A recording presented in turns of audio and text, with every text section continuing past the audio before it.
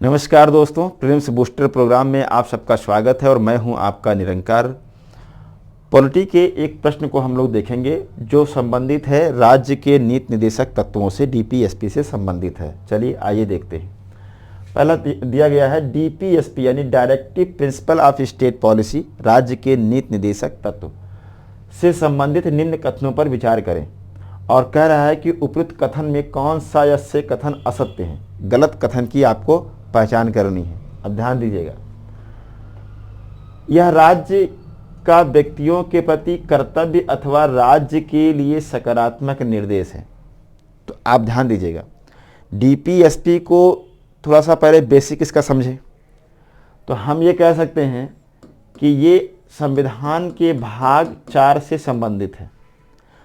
अगर हम आर्टिकल की बात करें, अनुच्छेद, तो अनुच्छेद 36 से लेकर के 51 तक, 51 तक जो अनुच्छेद दिए गए हैं वह संबंधित है राज्य के नीति निर्देशक तत्वों से। अब होता क्या है, तो वास्तव में अगर अपने संविधान को हम देखें तो इस संविधान में एक तरफ नागरिक और व्यक्ति हैं, वहीं दूसरी तरफ राज्य या सरकार है।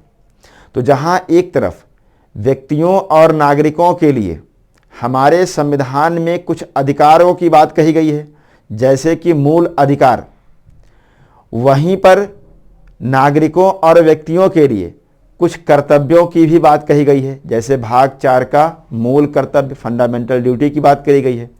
इसी प्रकार से अगर हम सरकार या राज्य को देखें तो हमारे संविधान में इसको भी कुछ अधिकार दिया गया है। तो अधिकार क्या है, आप कहेंगे रूल करने का, शासन करने का अधिकार है राज्य को या सरकार को।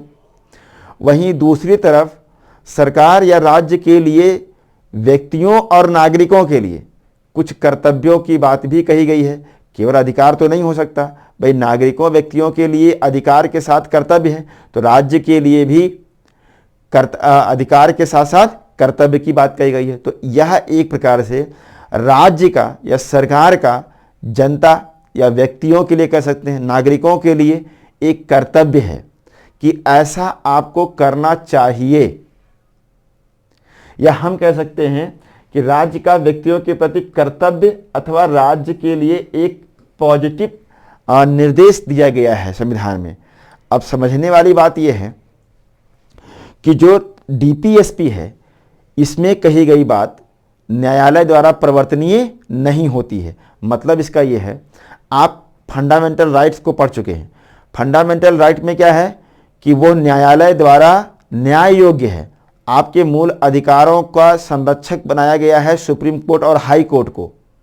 इवन आर्टिकल 32 भी डाल करके उसको फंडामेंटल राइट बना दिया गया कि सुप्रीम कोर्ट तो मना कर ही नहीं सकता कि आपके मूल अधिकारों का उपचार ना हो सके अगर कोई उल्लंघन कर रहा है। तो हम ये कह सकते हैं कि जहां मूल अधिकार एक ओर न्यायालय द्वारा परिवर्तनीय हैं, इम्फोर्सिबल हैं, लागू कराए ही जाएंगे, वहीं पर डीपीएसपी एकमात्र कर्तव्य है राज्य का या सरकार का। यह न्यायालय द्वारा परिवर्तनीय नहीं है। ऐसा बिल्कुल नहीं हो सकता कि आप कल को जा करके कोर्ट में कह दीजिए कि भाई डीपीएसपी में यह बात लिखी गई है। जैसे मान लो अगर मैं कहूँ शराबबंदी की बात, तो राज्य शराबबंदी की ओर ध्यान देगा, शराब बंद करेगा या नशा मुक्त को बनाएगा। तो आप ये नहीं कह सकते कि डीपीएसपी में लिखा है आप इसको इम्फोर्स कराइए, लागू कराइए। ये सरकार की इच्छा के ऊपर है, ये उनकी मंशा के ऊपर है।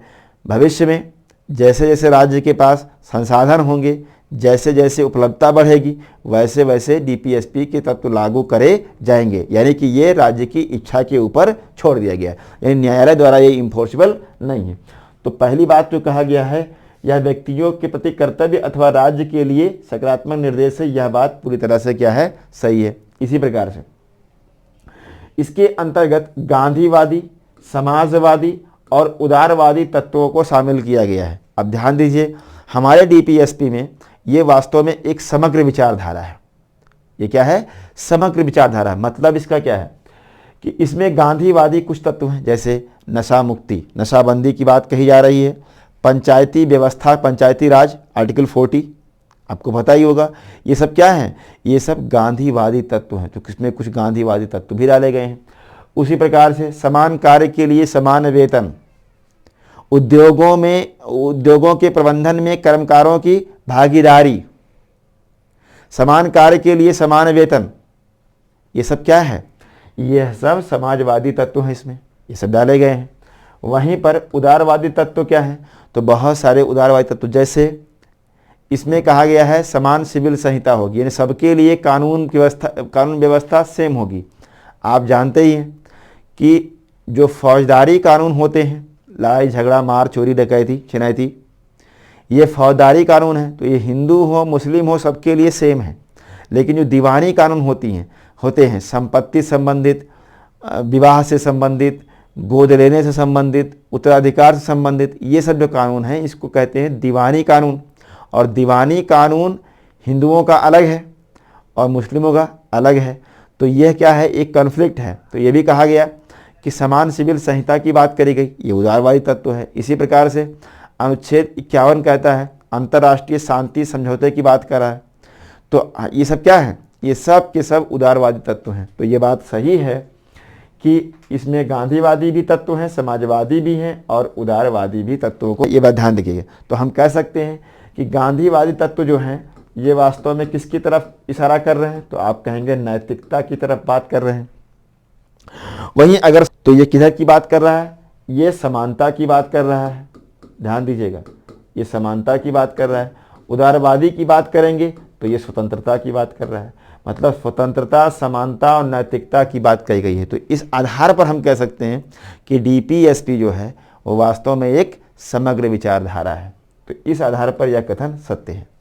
आगे देखिए, मूल अधिकार की तरह ही यह न्यायालय द्वारा परिवर्तनीय है। ध्यान दीजिएगा, मूल अधिकार को अभी हमने कहा कि यह न्यायालय उसको देगी ही देगी, इम्पॉसिबल है, जबकि डीपीएसपी ये इच्छा के ऊपर है, ये राज्य का कर्तव्य है। उसका मन होगा तो वो लागू करेगा, उसका मन नहीं होगा तो वो लागू नहीं करेगा। तो कुल मिलाकर के ये कर्तव्य है, इम्पॉसिबल नहीं है, तो यह कथन हो जाएगा गलत।